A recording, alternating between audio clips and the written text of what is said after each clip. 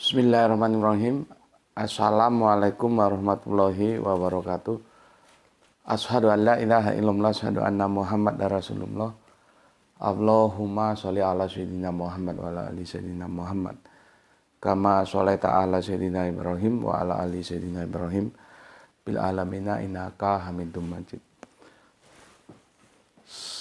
Sebelumnya kita panjatkan dahulu doa kepada Gusti Allah Agung untuk saudara-saudara kita yang telah memberikan sholawatnya kepada channel dakwah ini, sehingga channel ini dapat dengan setia hadir dalam ruang-ruang diskusi kalian semuanya dimanapun kalian berada. Tentu dengan sebuah harapan, insya Allah sholawat itu akan menjadi catatan langit dari sebuah amal soleh untuk mereka dan keluarganya kelak, dan insya Allah akan terbalaskan dengan balasan yang lebih baik lagi. Amin amin ya robbal alamin. Kemudian untuk seluruh viewer terkasihku dimanapun kalian berada, di mancanegara, di dalam negeri, aku ucapkan terima kasih atas apresiasinya. Semoga selalu, always, dan tidak pernah never, tetaplah bertumbuh menjadi satu pribadi tangguh, yaitu anti skip dan anti download. Bagi yang berkenan silahkan saja di share, tapi linknya ya, jadi jangan diunduh lalu dipotong-potong, diedit-edit lalu diunggah ulang ya, apalagi diadu-adu dan juga video editan, aduh jadi bubar. Oke, kemudian aku ucapkan terima kasih ya untuk kalian semuanya atas doa-doa baiknya untukku dan keluarga, dan aku berdoa semoga kebaikan doanya juga tercurahkan untuk kalian semuanya. Ya, sebagai sesama saudara kita saling mendoakan dalam kebaikan, dan insya Allah doa kita bagian dari sekian banyak doa yang dikabulkan oleh Gusti Allah Agung. Amin amin ya robbal alamin. Oke, aku ulangi sekali lagi ya. Jangan diunduh, jangan dipotong-potong, apalagi diunggah ulang ya. Tolong yang berkenan, aku garis bawahi, yang berkenan ya, linknya saja di share ya, linknya saja. Jadi jangan dipotong-potong, nggak karuan gitu. Oke. Tidak terlalu dingin tapi masih dikatakan dingin. Ini ba'da subuh ini. Kita langsung tancap gas supaya gerak itu nggak telat lagi. Kemarin sudah dipanggil lagi ya aku ke sekolahan oleh gurunya.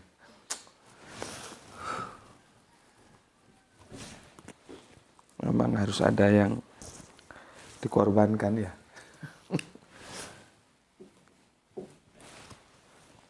Seri keempat.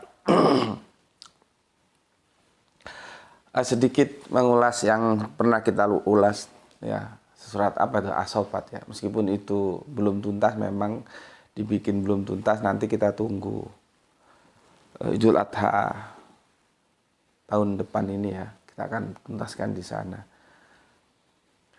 Jadi perspektif korban yang kita pahami itu, kalau kita pelajari bagaimana peristiwa yang terjadi antara Bapak Ibrahim dan Kanjeng Nabi Ismail itu tidak connect. Karena kita sudah terbuai dongeng ya. Dikit-dikit kalau korban itu sembelih, dikit-dikit disembelih. Tidak begitu. Itu artinya Ismail, bagaimana kalau kamu mengorbankan kehidupanmu, ikuti kehidupan bapakmu. Poinnya di sana. Karena setiap anak dan bapak itu, meskipun dia anak, meskipun dia bapak, itu masing-masing punya eksistensi kehidupannya sendiri-sendiri. Gitu loh. Makanya bilang, itu kan diajak diskusi tuh Ismail. Dan alhamdulillah karena ya anak soleh, dia mengorbankan kehidupannya dan mengikuti kehidupan bapaknya, Bapak Ibrahim, apa? Lanjutkan dakwah ini. Sama, Grah itu mengorbankan kehidupannya untuk bapaknya. Sering telat karena dia harus render video. Itu dia mengorbankan kehidupannya, itu kehidupan dia, bukan kehidupanku. Untuk mengikuti kehidupanku. Esensinya di sana gitu loh. Cuman kalau kamu ngaji goblok, gurumu juga goblok yang menjelaskan, ya kacau. Sembelih itu artinya luas, wanhar juga dipahami keliru. Sedikit-dikit wedus disembelih, wedus enggak begitu, ya. Jadi kalau kita pahami itu menjadi kita terperanjat, loh ternyata begitu ya. Mana ada kata-kata kambing di situ, enggak ada. Kamu cari sampai jungkel dasmu enggak ada. Makanya kali-kali aku bilang ngaji di sini ngaji otak. Ya, bagaimana kita meningkatkan kecerdasan kita untuk memahami teks-teks. Kalau Al-Quran, hadis itu dalam perspektif Islam, kalau Bible dalam perspektif Kristen, kan begitu. Tidak ada itu. Kamu cari itu kambing ada di situ, wedus itu ada nggak? Kan nggak ada. Ya, oke. Minum dulu. Bismillah.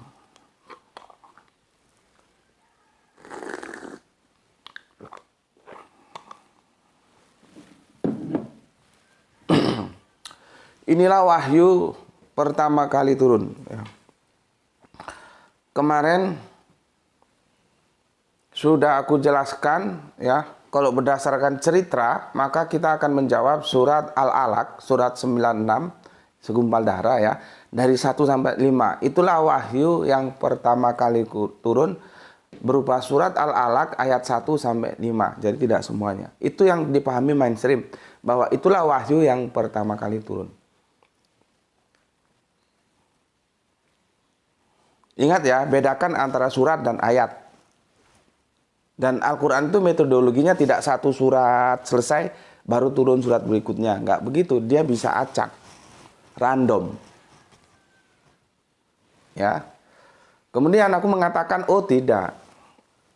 Yang pertama kali turun itu adalah Al-Fatihah. Ya. Waduh, ini nggak bisa hilang ini. Ya, sebentar aku. Itu sudah selesai sholat subuhnya.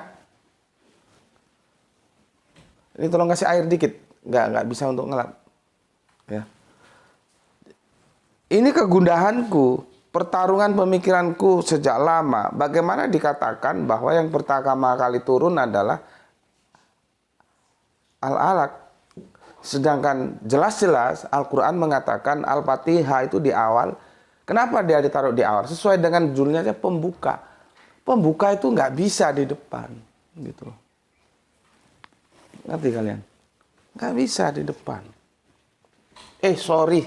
Ngomong sampai keliru. Yang namanya pembuka itu jelas nggak bisa di belakang. Mesti di depan. Gitu loh. Ya. Mesti di depan. Kan itu kalian kan ya batukmu goblok, jadi nek ngono kuwi ora mbok pikirno. Hal-hal sedemikian itu enggak kamu pikirkan karena kamu tolol, goblok.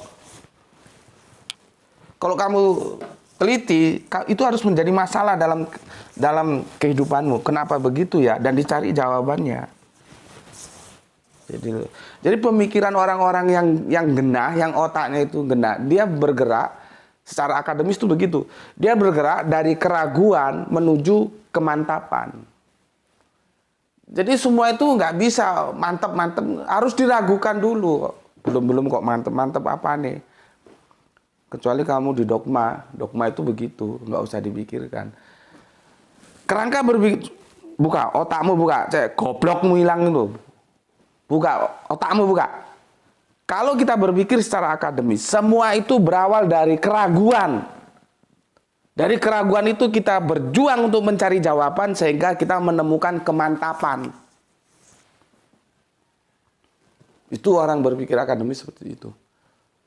Tapi Justru banyak yang orang dari keraguan, dia akan bermuara ke keraguan yang lain. Jadi nggak jelas hidupnya. Islam tidak begitu. Ya, karena Islam itu agama pengetahuan. Dan pengetahuan itu, kita lihat itu ya, dari keraguan menuju kemantapan. Makanya ada yang namanya hipotesa, ada yang namanya nanti kita masuk ke lab, kita analisa, nanti ada kesimpulan. Kesimpulan itu kemantapan. Jadi apa yang kita duga, hipotesa itu benar enggak? Sama seperti ini. Ya, gue sejak dulu berpikir, ini kok begini. Kenapa dapat cerita mesti surat Al-Alaq 1-5 itu pertama kali itu. Tapi kenapa justru Al-Fatihah yang di depan dan dia jelas-jelas dikatakan sebagai pembuka. Yang namanya pembuka itu mesti lebih dahulu. Kalau belakangan namanya penutup. Itu otak goblok apapun. Aduh, masa nggak ngerti begitu itu? Jadi segoblok apapun seharusnya ngerti lah bahwa penutup itu mesti di belakang. Pembuka itu mesti di depan. Itu jangan dibantah. Cuman kan yang begini-begini jarang dipikirkan. Jarang. Makanya gue berkali-kali bilang, secara kuantitatif kita bahagia banyak rumah-rumah Quran berdiri. Tapi secara kualitatif memprihatinkan. Karena metodologinya yang diajarkan nanti ya begini lagi. Mana yang pertama kali turun Al-Alaq, surat ayat berapa? 1-5. Surat berapa? 9. Begitu lagi. Diturunkan lagi. Begitu lagi. Diturunkan lagi. Jadi mewariskan kebodohan. Gue kan sudah bilang ya, apa-apa yang lu dapat dalam kajian gue tidak akan lu pernah dapatkan di kajian-kajian yang itu formalistik. Entah itu pondok pesantren, entah itu kamu kuliah di Al-Azhar. Enggak, ini kerangka berpikir nakal. Dalam tanda kutip apa? Dia out of the box. Dia keluar dari pemikiran. Gue kan sudah bilang, ini akan melanggar mainstream. Dan gue mengatakan Al-Fatihah, logika rasionalitasnya sudah gue sampaikan tadi. Yang namanya pembuka itu pasti di depan, yang namanya penutup pasti di belakang. Bismillah.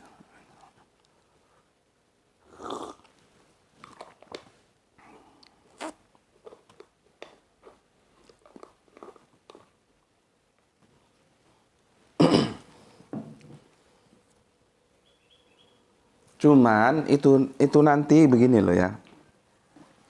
Agak sulit nanti untuk menjelaskannya karena ada surat, ada ayat gitu loh ya. Ada surat, ada ayat. Dan Al-Qur'an itu turunnya itu acak. Ya random dia. Tidak surat pertama selesai, baru turun surat kedua, selesai. Baru turun surat ketiga. Enggak begitu. Surat pertama selesai, surat kedua selesai, baru turun berikutnya. Itu kan kalau kita menyusun disertasi, skripsi, atau karya ilmu. Al-Quran enggak begitu. Surat kedua, belum selesai. Cuman turun berapa ayat. Nanti bisa turun surat lain, ayat lain. Nah itu memang agak jelimet menjelaskannya itu. Itu perlu kita duduk bareng lagi. Tapi setidaknya karena tajuk kita ini adalah wahyu yang pertama kali, maka kita berbicara yang pertama dulu.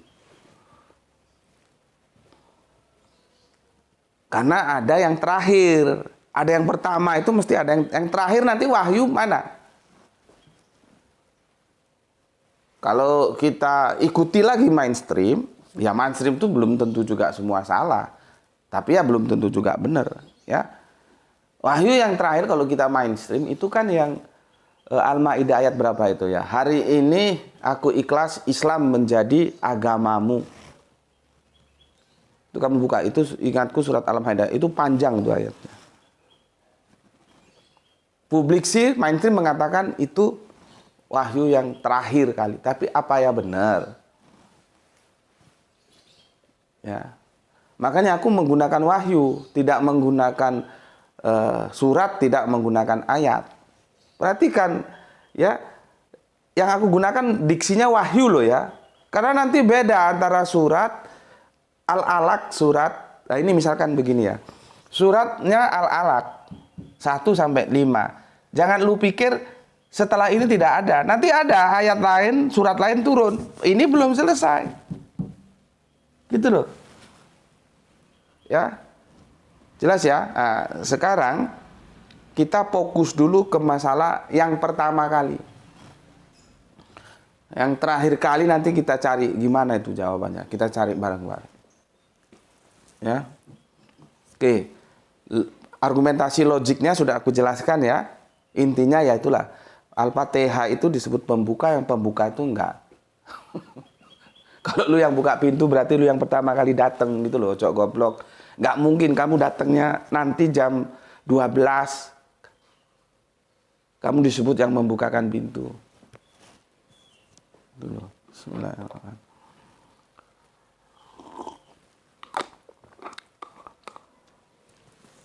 Landasan rasionalitasnya sudah aku jelaskan, nanti akan aku jelaskan landasan historikalnya, landasan sejarahnya gimana, sehingga kok Gus Bedi itu kekeh mengatakan bahwa Al-Fatihah inilah wahyu yang pertama kali turun. Oke? Jadi giliran aku sekarang menjelaskan landasan historikal ya.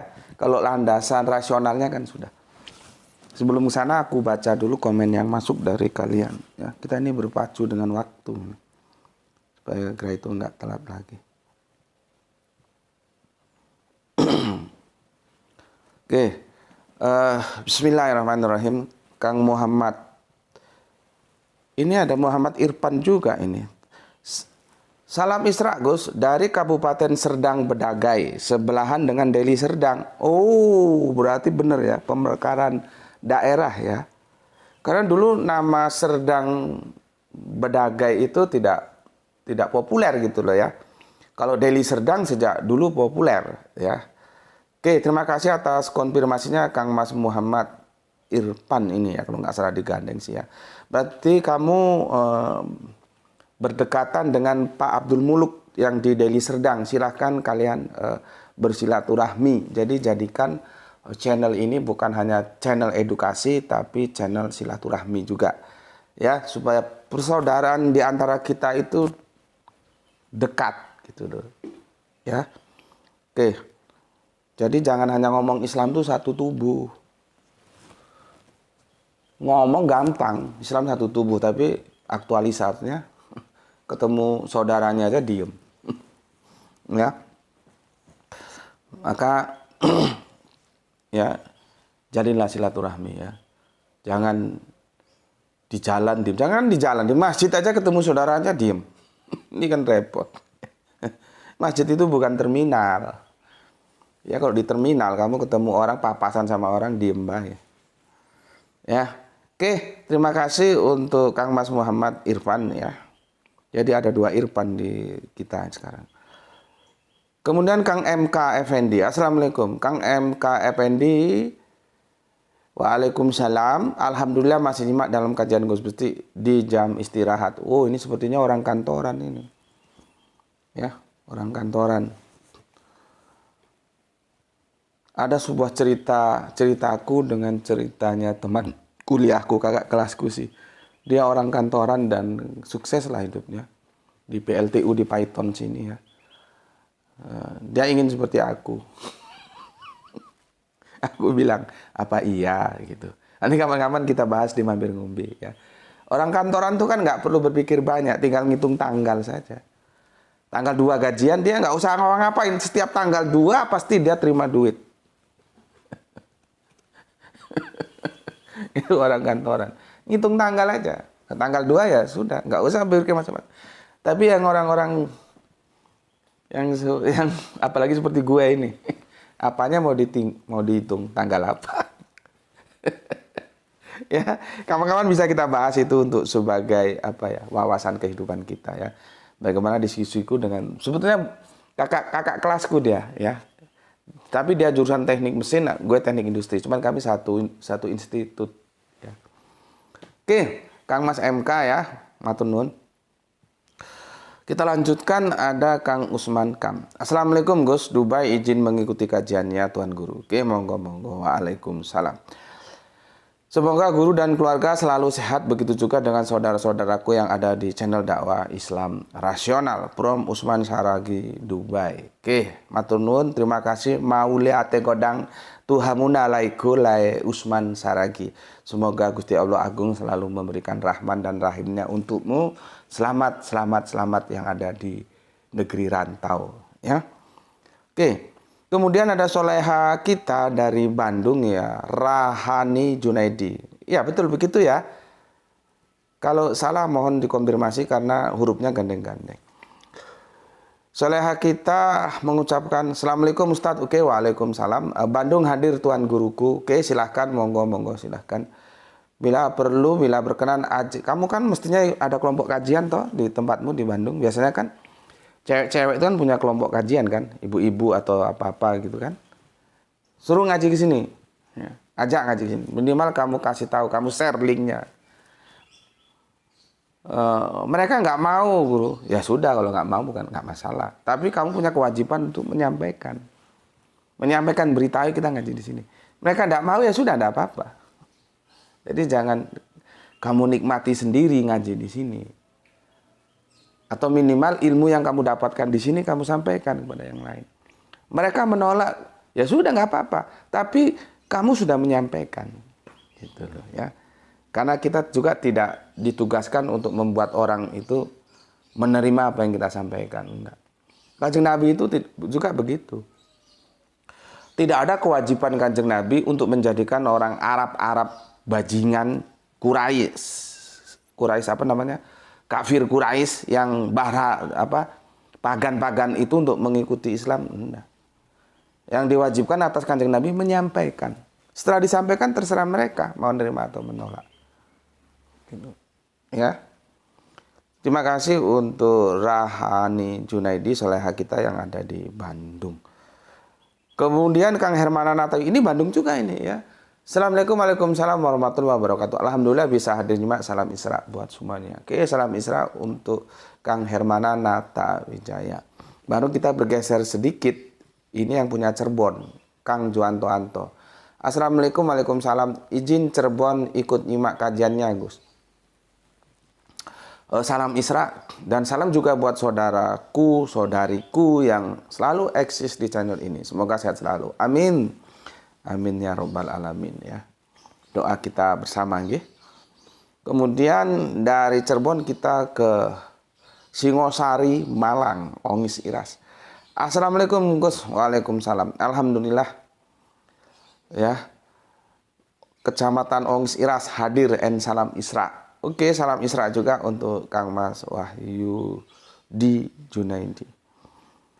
Gue agak ini ada Wahyudi Junaidi, ini ada Rahani Junaidi. Tulisannya gandeng. Ini kalau nggak hati-hati bisa salah baca ini. Oke, matur nuwun Kang Mas Wahyudi Junaidi, ya, mau keliru. Mau ngomong Rahani Junaidi. Oke, berikutnya Kang Sahran Gipari menyimak setelah 1 jam tayang. Udara dingin jadi hangat berjemur. Mantap, jangan lupa minum kopi. Oke. Kang Agus Antoro. Assalamualaikum, waalaikumsalam. Blitar jinyimak Gus, semoga semua sehat selalu. Oke, matur nuwun Kang Agus Antoro yang ada di Blitar. Gue kagak tahu Blitar lu mana ya. Maybe sometime boleh mampir ya. Aku sudah lama nggak ke Tulungagung itu. Aku lama nggak menyambangi bapak kita yang 40 tahun mencari kebenaran itu ya. Nah, ini lagi ancang-ancang ada kerinduan ke sana ya. Intinya sebelum terpisah nyawa dengan raga itu masih ada harapan. Maka bagaimanapun uletnya kita tetap menyampaikan Islam kepada beliau ya. Udah lama nggak? Ini kalau santri lama tahu, kalau santri baru nggak tahu ya. Ketika aja 40 tahun mencari kebenaran, itu ada bapak tua kita yang sedang kita dakwai ya. Domisilinya di Tulungagung. Kemudian Kang Mas Wahyu, Assalamualaikum. Brebes hadir nyimak. Salam Isra semuanya. Matur nuwun untuk Kang Mas Wahyu. Islam rasional. Dia bikin kaos keren. Islam rasional. Gue pakai, semua orang pada tanya. gue pakai sholat kelanggar, orang pada tanya.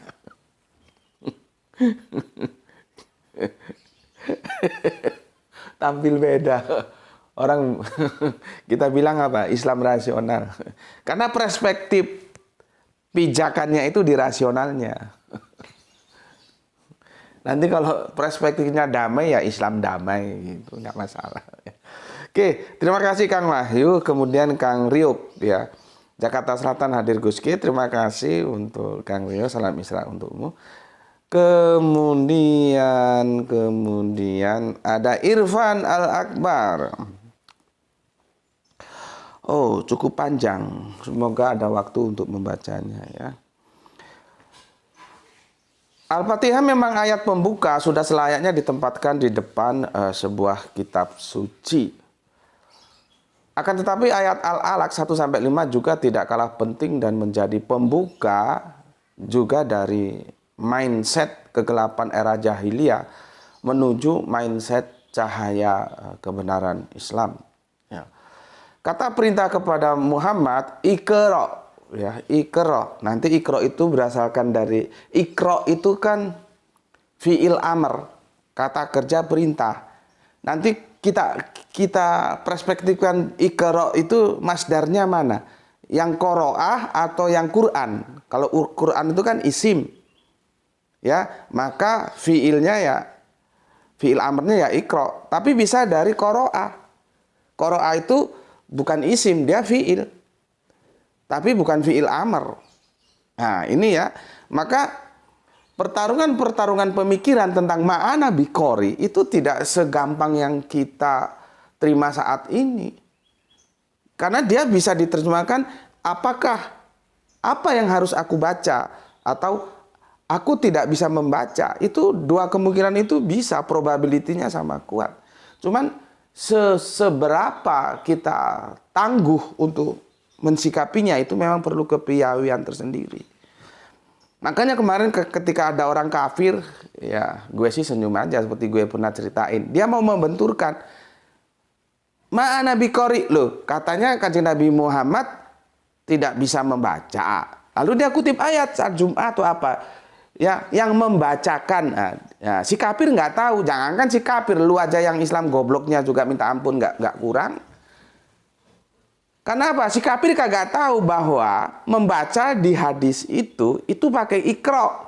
Sementara di Al-Quran pakai yatlu. Masuk ke edisi Indonesia kita cukup membaca. Padahal membaca Iqra dan membaca yatlu itu beda konteksnya. Belum lagi membaca yang ratala. Jadi nanti tartila. Oh, menarik kan? Gue gitu, ada kafir-kafir itu gue lihat.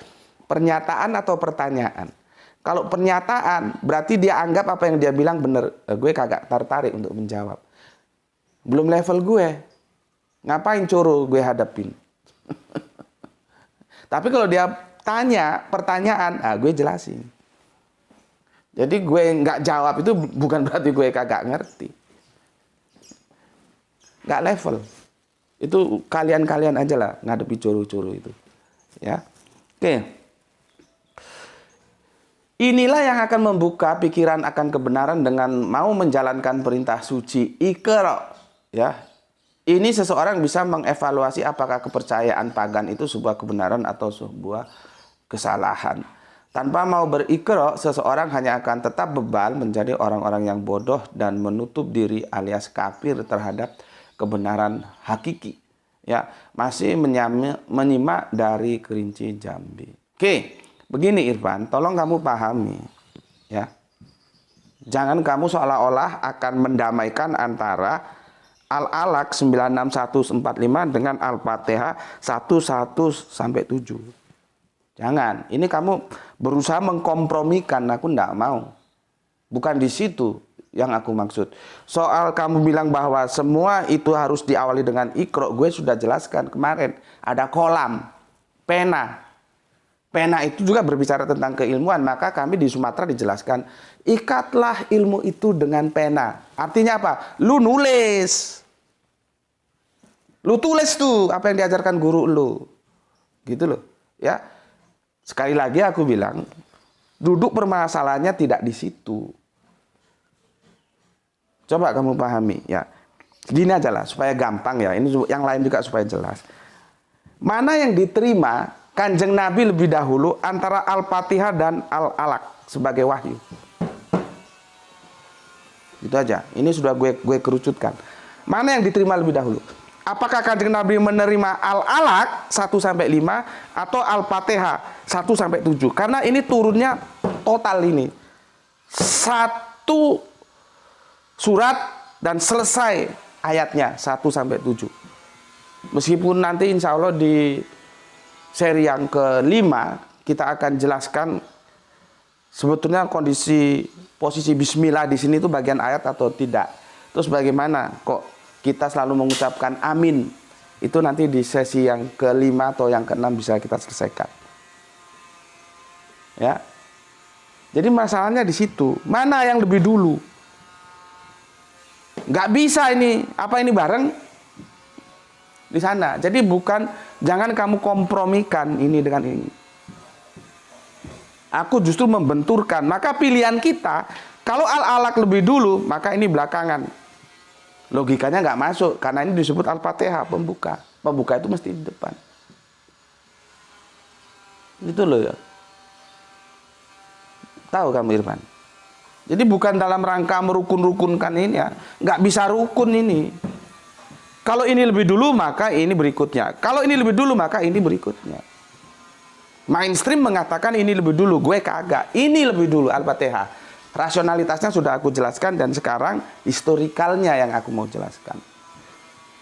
Itu ya. Oke. Ada waktu? Oke, gitu ya. Juragan bendungan kita siapa? Irfan. Tahu ya, duduk permasalahannya, stressing pointnya di mana itu kamu tahu ya. Oke. Kemudian Irfan. Apa ini? Gus Beti nggak pantas pakai giwang seperti perempuan Gus. Terlihat lenjeh. Input saja Gus. Lenjeh. Aku baru ingat lenjeh. Dulu tahun-tahun 70-an ya, dari 77, 78, 79 aku sangat familiar dengan kata lenjeh karena aku dulu sempat dititipkan ke om adik dari mamaku ya, semoga Allah merahmati tidur panjangnya karena sudah meninggal semua ya. Itu di tempat omku itu familiar sekali kata-kata lenjeh. Jadi aku tahu lenjeh itu, tapi mengindonesiakannya nggak tahu aku apa yang paling pas ya. Lenjeh. Gus Beti nggak pantas sebagai giwang seperti perempuan Gus. Garis miring terlihat lenjeh. Input saja Gus. Oke, bagus inputnya ya. Input yang bagus karena itu bukti bahwa kamu memperhatikan aku ya. Oke, aku jawab sekarang. Gus Beti nggak pantas sebagai giwang. Iya. Kalau kamu bilang nggak pantas itu ya iya saja. Aku bilang iya saja. Tapi kan menurut kamu, menurutku pantas. Kalau menurutku pantas gimana? Itu kan relatif, ya. Misalkan rambutku tak kelabang. Jadi Kanjeng Nabi itu ada juga satu riwayat rambutnya itu juga dikepang. Dikepang rambutnya Kanjeng Nabi itu. Ada satu riwayat, dikepang. Maka kalau kita lihat film-film silat Cina, film Hongkong itu rambutnya dikepang panjang-panjang. Menurutmu pantas nggak? Jadi kepantasan itu relatif. Sesuatu yang relatif nggak usah didiskusikan. Ya. Dan aku tidak pernah mencari kepantasan dari orang. Aku bukan sesuatu yang mencari bentuk, aku sudah berbentuk. Aku pakai giwang itu tahun 90-an. Mungkin tahun 90 ingatku ketika Scorpion mengeluarkan lagu Wind of the Change ketika tembok yang memisahkan antara Jerman Barat dan Jerman Timur itu belum roboh, itu kan Scorpion mengeluarkan lagu Wind of the Change, dan lagu itu selalu diputar oleh BBC. Dulu aku kalau hunting berita itu ke BBC, karena yang lain nggak bisa dipercaya, belum seperti sekarang berita sudah terbuka kemana-mana. Ya, itu tahun 90 kalau nggak 91 aku lupa. Itu aku sudah pakai Giwang. Jadi bukan hanya sekarang, kan sebelum aku pakai juga, sebelum aku pakai lagi, aku kan sudah kasih introduction beberapa waktu lalu. Sometime aku akan pakai Giwang. Jadi bukan kemarin sore. Dan aku orang yang nggak bisa didikte, karena aku bukan mencari bentuk, aku sudah berbentuk.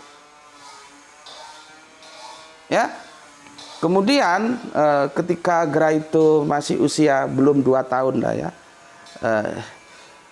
Permaisuriku kan di PHK. Ya kehidupan kami ancur-ancuran lah ya. Sampai yang pernah aku cerita, untuk beli susu aja nggak ada duit. Harus jual handphone. Dan jual handphone itu pun dibayarnya besok paginya. Jadi terpaksa Gra itu malam itu cuman aku kasih air gula. Untuk beli susu aja nggak ada duit. Jadi kehidupan seperti apa sudah kalian bisa bayangkan. Ya. Akhirnya ya alhamdulillah sekarang buktinya ya dia hidup. Aku kasih air gula. Aku hanya cari uang 50.000 saja untuk beli susuku untuk malam itu. Karena besok handphoneku sudah ada yang bayar. Nggak ada duit. Karena istriku ter-PHK. Kalau aku kan memang pengangguran seperti ini. Nah, akhirnya setelah istriku di PHK dan aku kan harus sebagai laki-laki harus ambil peran dong. Artinya apa? Meskipun aku tidak begitu berharap, aku ngelamar lagi pekerjaan. Nah, istriku bilang, "Mbok, anunya Giwangnya dicopot dulu." Ya sudahlah. Aku juga kan nggak bisa ego kan. Aku turuti apa kata istriku. Giwangnya aku copot. Karena aku memerlukan orang, supaya orang believe, trust sama aku. Karena aku perlu orang. Aku minta kerja sama orang. Aku tergantung sama orang, maka aku harus memantaskan diri sebagaimana kepantasan yang bisa diterima sama orang. Nah, sejak itu aku copot Giwang, meskipun hasilnya juga sama saja, ngelamar kerja sana-sana juga nggak ada yang. Karena gue itu thinker, bukan worker. Aku sudah jelaskan apa itu thinker, apa itu worker. Ya. Sejak saat itu aku nggak pakai Giwang, dan dia terus lubang tusukannya itu rapat lagi gitu. Nah, sekarang aku pakai Giwang lagi. Jadi aku pakai Giwang itu bukan peristiwa kemarin. Bukan, ya.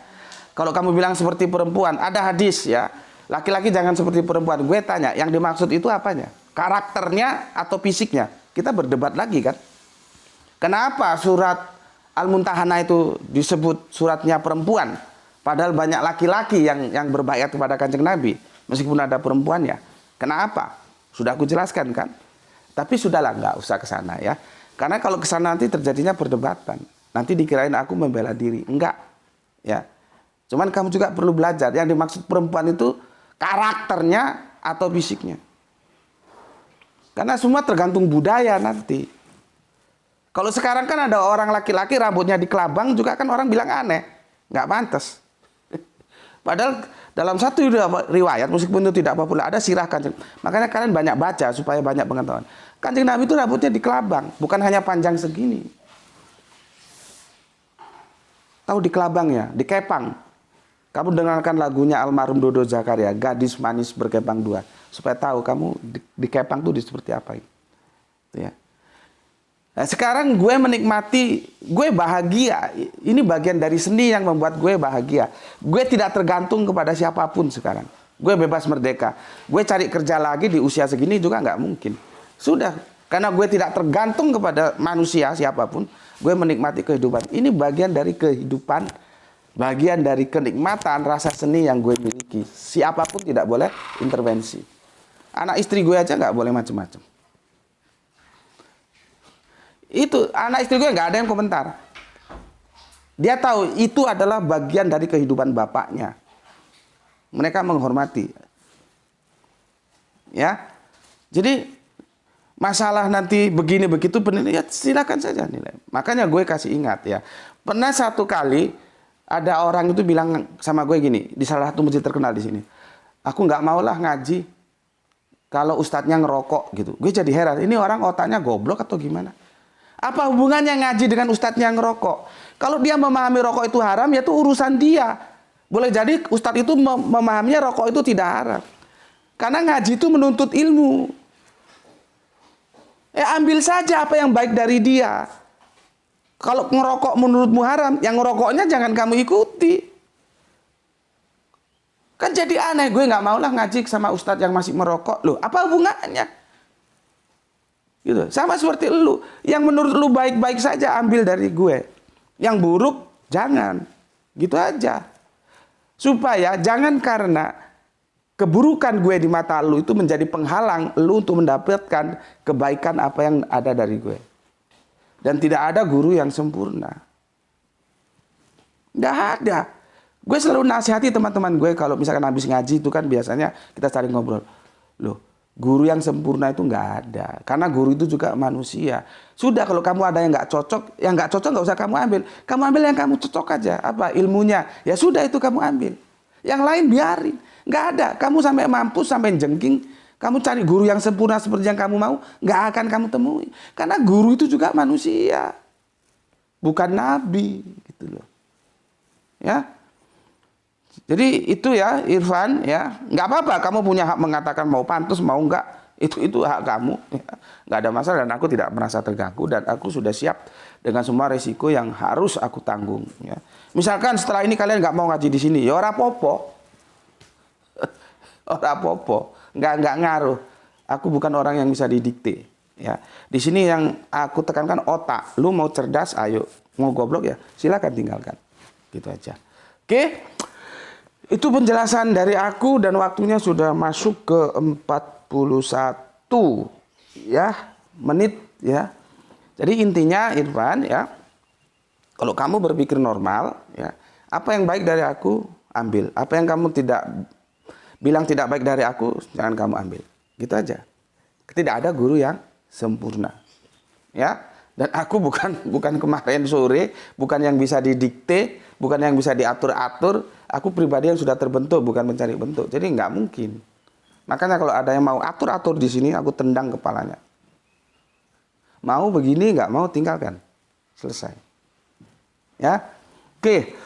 Itu juga bukan hanya untuk Irfan, tapi untuk semuanya dari kalian. Makanya kan aku bilang, kalau ada yang baru ngaji ke sini, kenali dulu karakter. Karena karakter gue maksudnya. Bertanya kepada teman-teman lain. Pada senior-seniormu. Supaya nggak jadi sebuah masalah yang sebetulnya tidak perlu dimasalahkan. Bismillah.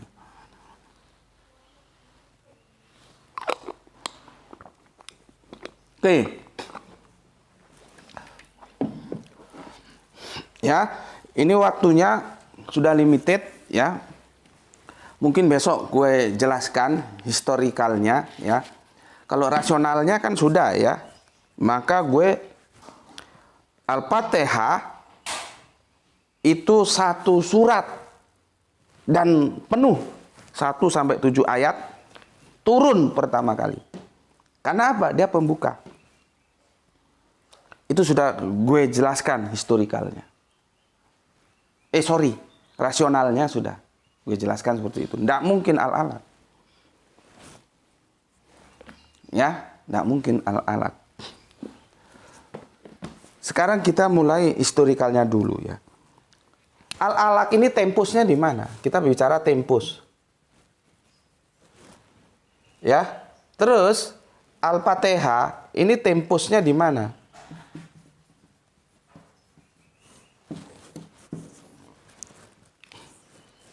Tempusnya beda ini. Tahu kan? Ada locus delicti, ada tempus delicti, ada corpus delicti. Kamu harus belajar banyak baca buku-buku hukum juga supaya ngerti. Apa itu corpus delicti, apa itu locus delicti, apa itu tempus delicti. Nah, kita berbicara tempus. Tempus itu tempo. Tempo. Lu ngaji di sini kalau lu memang mencintai ilmu, lu seneng. Lu ngaji di sini kalau lu suka dengan kekayaan wawasan, senang. Karena lu akan mendapatkan sesuatu yang kamu tidak tahu sejarah masa lalu. Contohnya ini, tempo. Lu kalau yang anak-anak milenial nggak tahu tempo. Tempo itu pernah menjadi populer karena dia pernah sangat-sangat terkenal menjadi acuan informasi berita, terutama yang terkait dengan politik dan sebagainya. Politik, ekonomi, sosial, budaya, yaitu ada majalah Tempo dulu. Nih, referensinya ini. Karena dia berimbang menyampaikan berita. Ya. Kemudian majalah Tempo ini diduplikat, diplagiat, nggak tahu, mungkin wartawannya dari sini keluar, tapi itu sudah reformasi. Ya, sudah reformasi, ya. Apakah wartawannya, penerbitnya dari sini keluar bikin majalah lagi? Artinya di sini dia belajar, sudah dapat ilmunya, dia usaha sendiri bikin majalah. Gue nggak tahu. Maka lahirlah Gatra. Cuman Gatra ini bagaimanapun tidak sebagus Tempo masihan. Ya. Jadi ada majalah Tempo, ya. Dulu namanya majalah Tempo, itu bagus sekali, ya. Tempo itu artinya waktu. Kapan ini waktu diturunkan, kapan ini waktu diturunkan. Nanti ada tempus delicti, ada locus. Locus, lokal. Locus itu lokal. Lokal itu apa? Tempatnya di mana? Ya, ini tempatnya di mana? Ini tempatnya di mana? Jadi bisa kita rujuk berdasarkan tempus delicti dan locus delicti. Oke, gue lupa. Ya, dulu mundur lagi ke belakang ada majalah, tapi itu lebih, dia tidak ke politik, dia lebih ke pengetahuan. Tapi subhanallah majalah itu. Sebelum Tempo itu ada majalah namanya Intisari. Dia berbentuk buku, Intisari itu. Kecil dia, bisa disaku. Tapi subhanallah, itu benar-benar orang yang berilmu. Kalau enggak orang yang cinta ilmu baca itu bisa muntah. Bisa geblek, nggak tahu ini apa maksudnya ini. Sama di sini kan, kadang-kadang kan ada yang, dulu kan ada yang komentar masuk sini, itu apa ya yang diomonginnya.